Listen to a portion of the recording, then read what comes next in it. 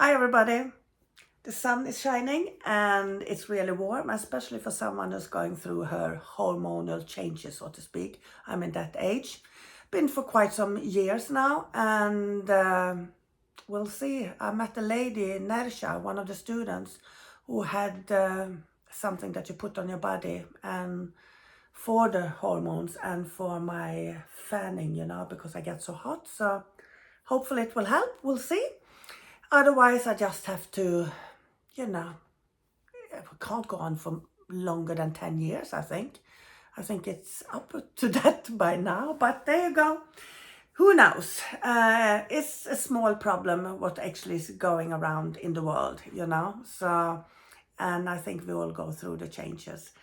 I believe when we go through the changes, when I'm looking through the years I've been going through it now, I also realized quite a lot more about my own body and how these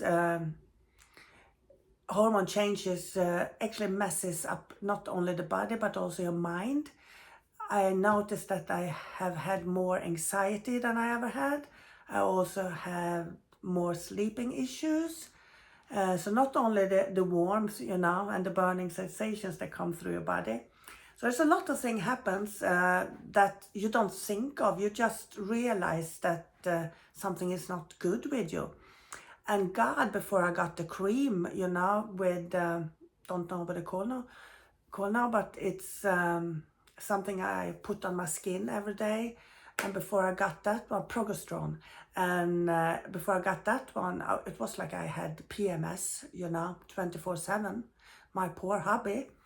So I'm actually in a quite good state at the moment. I'm feeling happy within myself. I'm excited for the move, hopefully. And there will be a move because we sold this place, so we have to be out by the end of January. So somewhere we have to live. But I'm hoping that the place we're going to look at tomorrow is going to be perfect. Anyway, changes can be scary. And usually I have been scared all my life when something is changes, because what you know is comfort for you. So going through changes can be very emotional. You live with this anxiety and insecurity, what's going to happen and so on. This time I don't feel that. I'm just excited, and it feels like I'm walking into a new era in my life. I feel within my mind brighter, and maybe that because of my diabetes that I got that sorted out eventually. I don't know. I really don't know. I just feel like I'm going in through a new era, and it's very excited. So I believe, and if I look back, if you look at changes in your life, it's always scary, yes. But when you look back and you look at the changes, it's usually for the better. Usually when something huge happens in your life and you have to make them huge decisions, change is something good. It means development. It means that you're moving forward. And if you are like me, I get bored quite easily. And I like things to happen. It keeps my energy going. So if I'm free from work too long and I don't have any project at home, I usually end up just sitting in front of the TV or the computer or the iPad, Not very healthy, I think. But that's how I relaxing. But I like it when my nervous energy gets going and I am enthusiastic for things. And now I am very enthusiastic about next part of my life, which is going to be exciting. I'm hoping to cut down on my traveling a little bit, doing more over Zoom, over here on YouTube.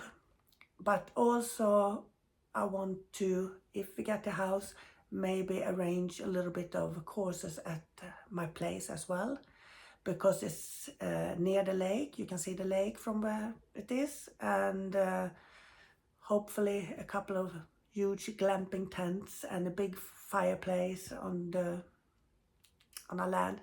Well, I'm excited and I haven't even seen it yet. So we'll see. I mean, we're gonna go there tomorrow and then we'll see what happens.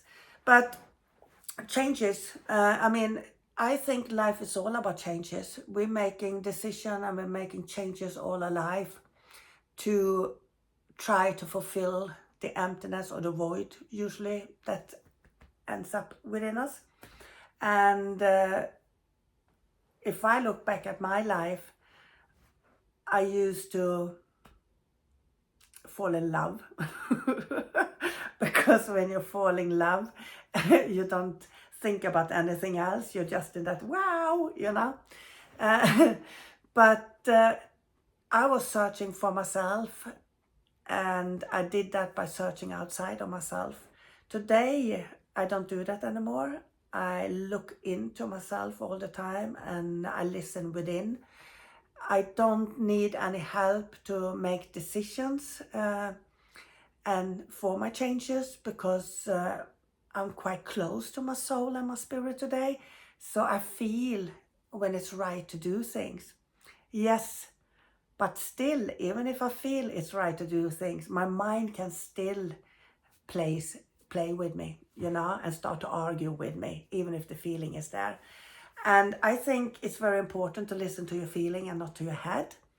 And by saying that, I might talk totally controversial here, because common sense can be very good. Maybe the heart doesn't have a common sense, you know.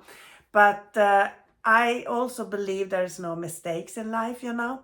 The mistake is that maybe you are stuck too long in certain places when you feel you shouldn't be there. But I don't believe in coincidences, you know. I believe meetings with other people, ending up in certain places, is for a reason. I believe down from within you somewhere, your soul and your spirit is nurturing you forward, you know. And I think that's where you got that feeling sometimes, oh my God, I have to go there, or this looks interesting, this, I have to do this, you know. And I think that's your soul actually talking to you, because your soul is your compass. And that's the true guide that you have with you.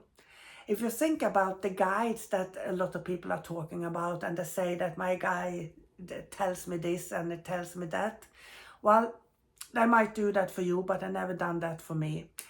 My guides are there, they support me with whatever I do, but if I'm going to make a decision, it's my inner guide that makes that decision, and that's my soul.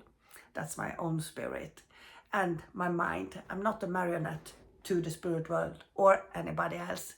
I have personal responsibility, and I believe very strongly in that one. And I used to make a joke about the spirit guide, my spirit team. And I usually say that that they are like a bunch of politicians, you know. They say and talk a lot, but you never get any answers, you know. So I love my spirit team. I don't know them all. I know some of them, but I don't really care who they are.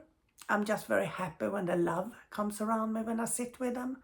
To feel that unconditional love, it's something who has saved me in my life. When I felt lonely, when I felt lost, you know, and you sit down and you get into that power and the spirit comes around you, it's life-changing. And sitting in the power has been life-changing for me.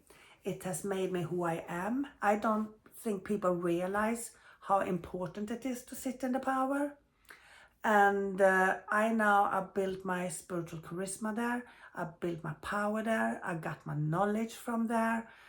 And I also believe that if you don't sit in the power and can be in that silence, I don't know. I don't know if it's right, but this is my theory, okay? When you see medium working, they're doing very well one day and suddenly they're down here and they're doing well and then it's shit again, you know? Instead of having, you might go down, but you never go down again. You're moving up at the same time, the curve. And I believe if you don't do the groundwork, if you actually don't sit for the spirit, you build that energy, you build that power within. I think that's what's lacking when mediums go up and down, up and down, up and down. You need something that is consistent, and I believe sitting in the power is the key to that.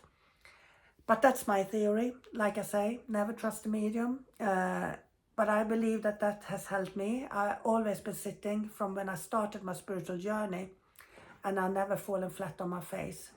And I don't know, I think it's because of that. I was very dedicated.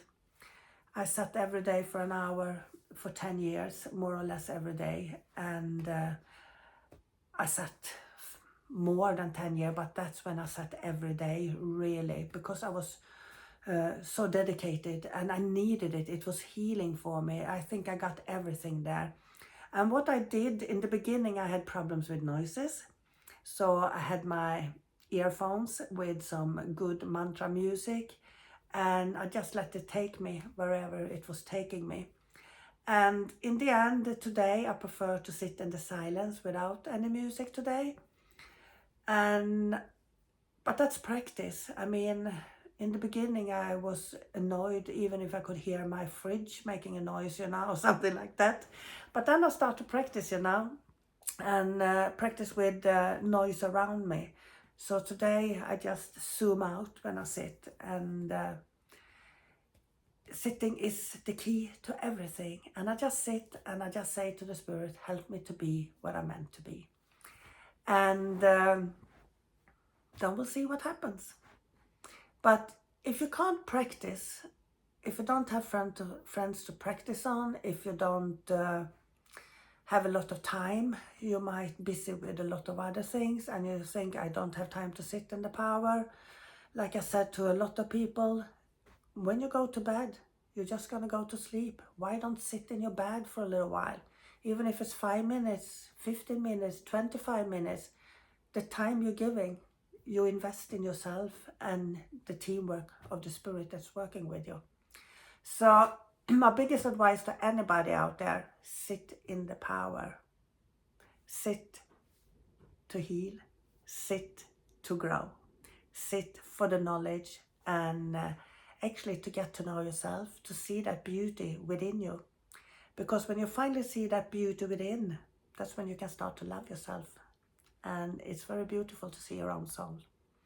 And I believe a lot of people doesn't see the beauty in themselves. They see it in a lot of others, but not in themselves. So sit in the power. Find yourself. Find that beauty within. And talk to you soon. Bye.